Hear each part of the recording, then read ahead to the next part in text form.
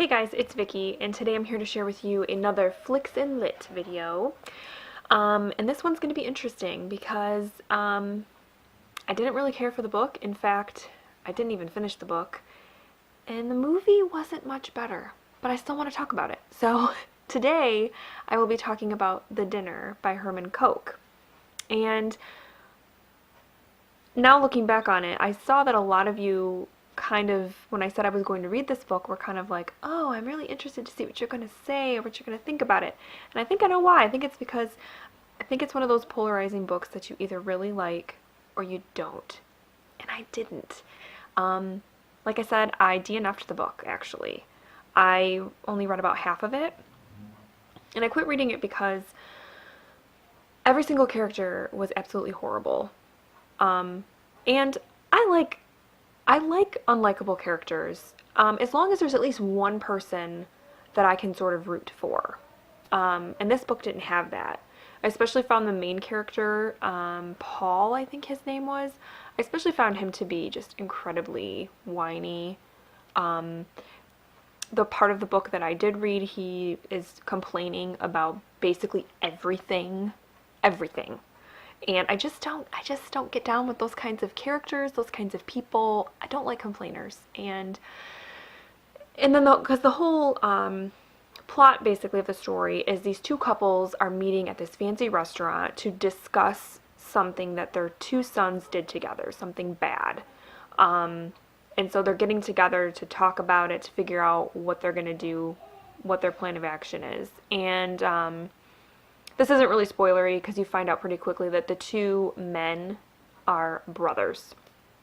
So they have a lot of like baggage from their childhood that they're bringing into this and whatnot. So yes, it wasn't my cup of tea. I DNF'd the book. But because it was for book club, my local book club, I was like, okay, I'm still going to watch the movie with my book club because maybe I'll like the movie better, because that happens. It does happen for me. So the movie, I did finish. So there's that. At least I finished the movie. But I didn't really care for it either. Though it did have some good acting. I don't know all the actors' names. I know Richard Gere plays one of the brothers, not the main character. He doesn't play Paul. I can't remember the other male character's name, but it's Richard Gere plays that character. I thought that he did a good job. Basically the four main actors were good. I really don't have any complaints about their acting. It's just, I think it's just the story in general I just couldn't get down with, especially when you find out what the two boys did.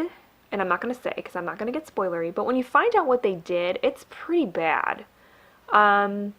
It's pretty bad. And these four people are trying to figure out what to do, and just what ends up happening to me was just like wrong. And I couldn't justify it in my mind. Even like being a parent, I couldn't justify where some of them were coming from, and I just didn't like it.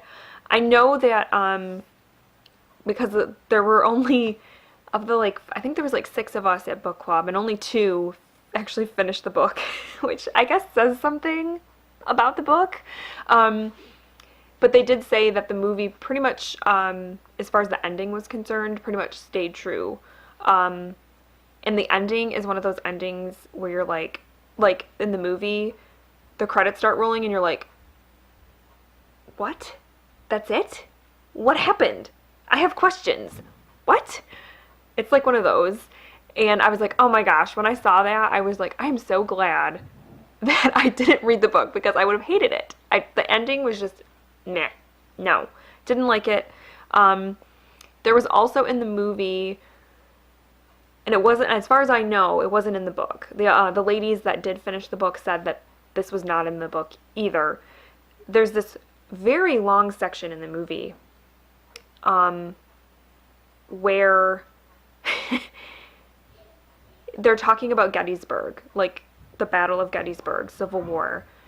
And it's this very long clip of, because the brothers visit the memorial, and it's like showing clips of the like statues and some of the monuments and things, and then there's this like background. Basically, it's like a historical narration rendering of the Battle of Gettysburg. And so you're sitting there and you're like, okay, but then it keeps going on, and you're like, why is this in here? Now, okay, I understand the symbolism that you have, you know, these two people that are, these four people that should be united because they're a family, much like a country, but they're not. There's a division going on, and much like what's going on, what happened in the Civil War. And then you have this division, and this dinner that they're having is kind of their Gettysburg, is what I'm guessing was the point, which is great and symbolic and thoughtful, I guess, but did it have to go on for 5 minutes? So overall, I would say, I guess if you've read the book and you're curious about the film adaptation, go ahead and check it out. But I didn't care for either, to be honest. I couldn't recommend the book or the movie, really. Though it had, like I said, some good acting, it just rubbed me the wrong way. I don't know why. It just wasn't for me. So I'm sorry that I'm being a bit of a a negative Nancy in this video, but hey, you know what? You can't love everything. That's life. So, and I didn't love this. So please let me know down below if you have read The Dinner and seen the movie, or vice versa, or whatever. What did you think about The Dinner? Have you seen the movie? What did you think about the movie? I want to talk about it. I want to talk about the adaptation, like how was it done, all of that good stuff. So yeah, let's have a chat down below. Other than that though, that is all I have for today. And that's it. So I hope you guys are having a great week, and I will talk to you very soon. Thanks for watching. Bye.